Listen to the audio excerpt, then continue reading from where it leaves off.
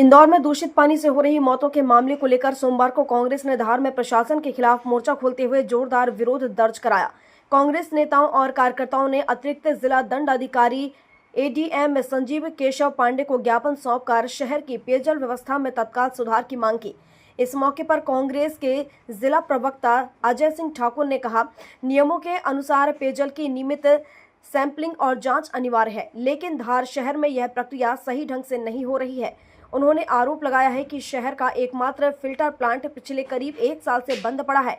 इसके बावजूद उसी व्यवस्था के भरोसे नगर में पानी की सप्लाई की जा रही है। धार शहर की लगभग 80% जल आपूर्ति तालाबों पर निर्भर है। कांग्रेस द्वारा जन सुनवाई और विभिन्न मंचों पर कई बार बदबूदार और गंदे पानी की शिकायत की जा चुकी है। कांग्रेस द्वारा सौंपे गए तथ्यों के अनुसार पिछले 1 साल से शहर वासियों को दूषित पानी मिल रहा है, जिससे त्वचा रोग, एसिडिटी सहित अन्य बीमारियों में इजाफा हो रहा है। एडीएम को सौंपे गए 10 सूत्रीय ज्ञापन में कांग्रेस ने प्रमुख मांगे रखी हैं, जिनमें पुरानी और क्षतिग्रस्त पाइपलाइनों को बदलना, पानी की टंकियों की नियमित सफाई व जांच, 1 साल से बंद फिल्टर प्लांट की तकनीकी जांच कर उसे शीघ्र चालू करना, ब्लीचिंग के माध्यम से पानी को शुद्ध करना तथा शहर की लगभग 60% पुरानी पाइपलाइनों की मरम्मत शामिल है। ज्ञापन सौंपने के दौरान कांग्रेस के पदाधिकारी, कार्यकर्ता और जनप्रतिनिधि बड़ी संख्या में मौजूद रहे।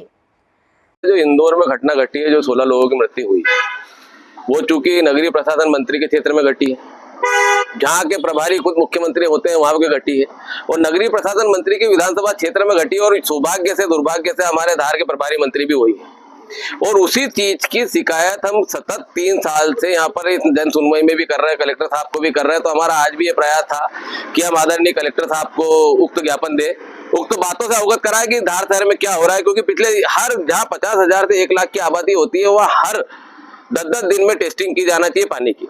हमारे धार में एकमात्र पाडलिया रोड पर फिल्टर प्लांट है, जो पिछले 1 साल से बंद पड़ा था। हमारे यहाँ तालाबों से 80% पानी होता है, दिलावरा, सीतापाट, और इन तालाबों से शहर में 80% पानी सप्लाई होता है, जिसकी कई बार जनसुनवाई में शिकायतें कर चुके हैं। गंदे पानी की शिकायत कर चुके, बदबूदार पानी की शिकायत कर चुके, कीड़े लाला करके यहाँ पर बता चुके, पर इनको कोई फर्क नहीं पड़ा है, ना ये किसी तरह से अधिकारियों को अवगत कराते हैं।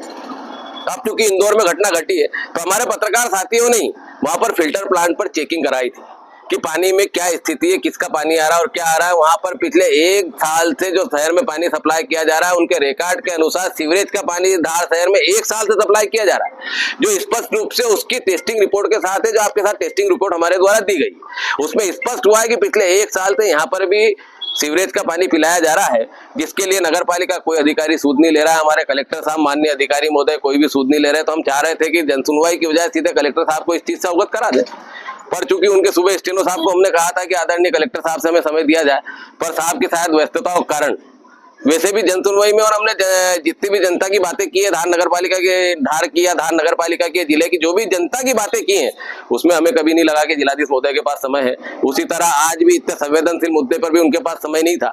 तो हमने एडीएम साहब को यहाँ पर ज्ञापन दिया, और उसमें स्पष्ट रूप से बताया गया है कि धार की जनता पिछले 1 साल से सीवरेज का पानी पी रही है, और उसमें उनको त्वचा की बीमारियां, ऐंठन की बीमारियां, एसिडिटी की बीमारी, गठन की बीमारी हो रही है।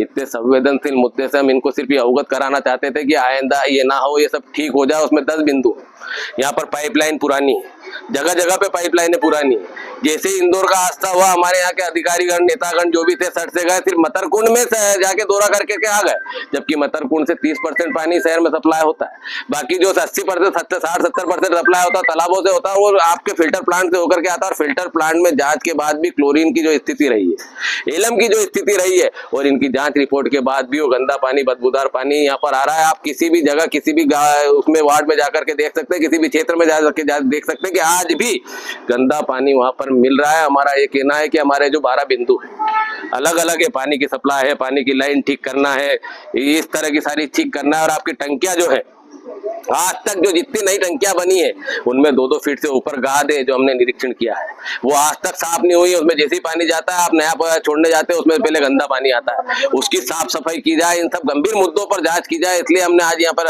आवेदन दिया है, और उम्मीद रखते हैं कि ये सोया हुआ प्रशासन भी जाग जाए, और हमारी नगर पालिका पे भी जांच टीम बिठाते हुए एक नई टीम का गठन कर दे, जिससे हमारे धार की जनता की जान बच जाए। यही हमारा इन सबसे अनुरोध है। अजय डॉक्टर मनोहर सिंह ठाकुर, नेता प्रतिपक्ष प्रतिनिधि, जिला कांग्रेस प्रवक्ता धार। धार से सुरेश तिवारी की रिपोर्ट।